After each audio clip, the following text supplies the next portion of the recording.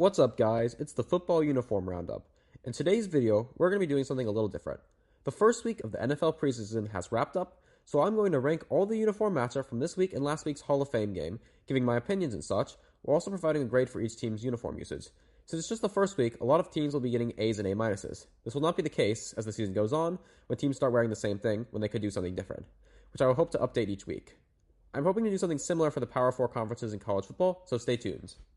Real quick, if everyone watching this video could subscribe to the channel and like this video, it would be greatly appreciated.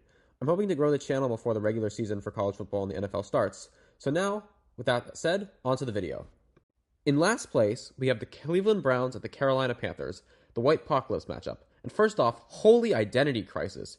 It's like the Panthers couldn't decide if they wanted to wear their all-white uniforms or their processed blue alternate uniforms, so they decided to do both, which you just can't do without creating contrast between the blue top and the all-white bottoms of the uniform.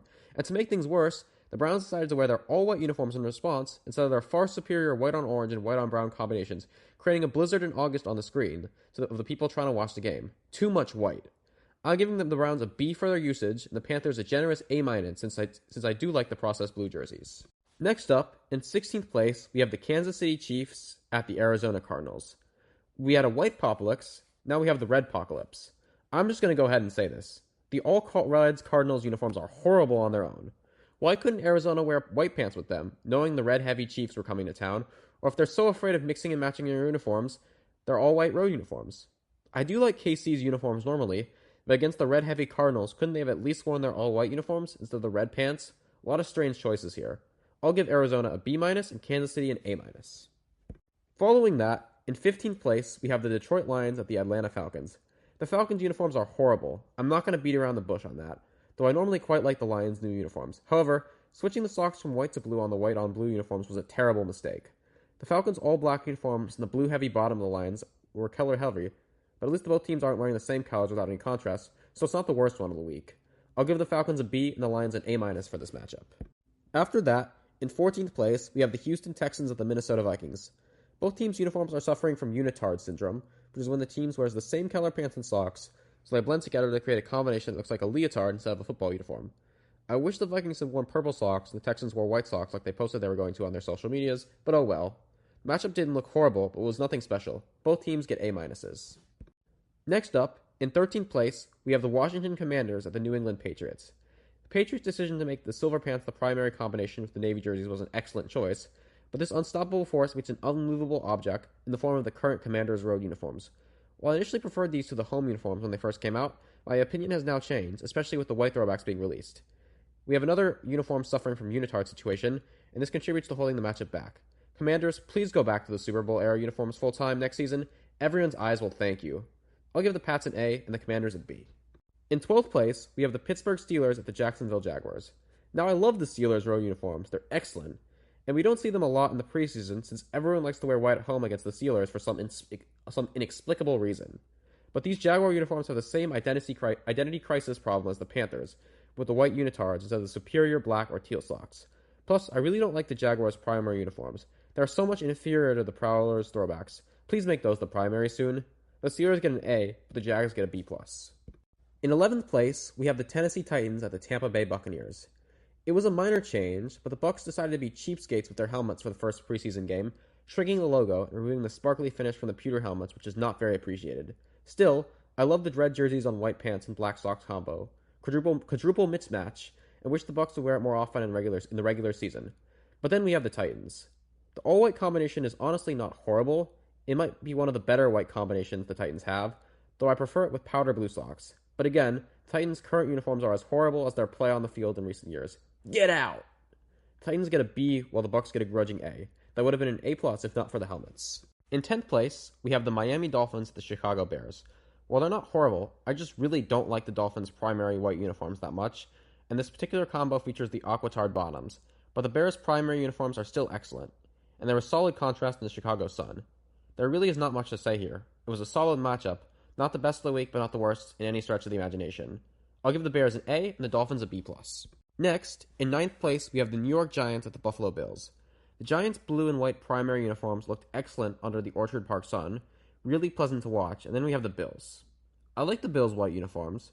I think they're actually better than the blue ones, though I don't understand their insistence on wearing white socks with this look instead of the far superior blue ones. Still, I feel like this matchup kind of gives spring game vibes, but in a good way. I'll give the Bills an A- and the Giants an A. In 8th place, we have the Dallas Cowboys at the Los Angeles Rams.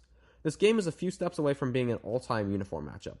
The Rams' white-on-blue combination is a very good look that could be great if they went back to the simpler design reminiscent of what they wore in the 80s and 90s and wore white or yellow socks instead of the blue unitard. It's also always great to see teams forcing the Cowboys to wear their navy blue uniforms. While the blue and silver look has a lot of cool contrast, seeing them in action, I'm realizing how dated these uniforms are starting to become. Maybe time for an update soon. I'll give both teams an A. In 7th place, we have the Denver Broncos at the San Francisco 49ers. The 49ers have some of the best uniforms in the game. I'm not going to argue that. Though I do feel like the gold pants have lost some of their luster and give khaki vibes at times. Then we have the Broncos. The new uniforms introduced last year are a massive upgrade from the previous design. While the all-white combination they wore was very clean and looked good in the Santa Clara heat, I definitely prefer the white jersey combinations featuring blue and orange pants. I'll give both teams A's again. In 6th place, we have the New Orleans Saints at the Los Angeles Chargers. I don't love any of the Saints' primary white jerseys, as they look way blander than they should, and the gold pants very much look like khakis nowadays. But I really appreciate the Saints wearing black socks with the gold pants and white jerseys. This is a lost art nowadays, and of course the combo looks good in the sunny skies of SoFi Stadium. Of course, the Chargers uniforms are some of the best in the league, and while they're not the best one in the set, the powder blue on white combination is still great. I think both teams are also going to get A's again. This many A's won't be the case as the season progresses. In 5th place, we have the New York Jets at the Green Bay Packers.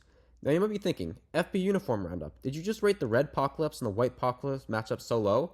Isn't this a green Apocalypse? To which I say, one word, contrast. All of the green parts of the team's uniforms are separate elements. The Packers have green jerseys and socks, the Jets have green helmets and pants.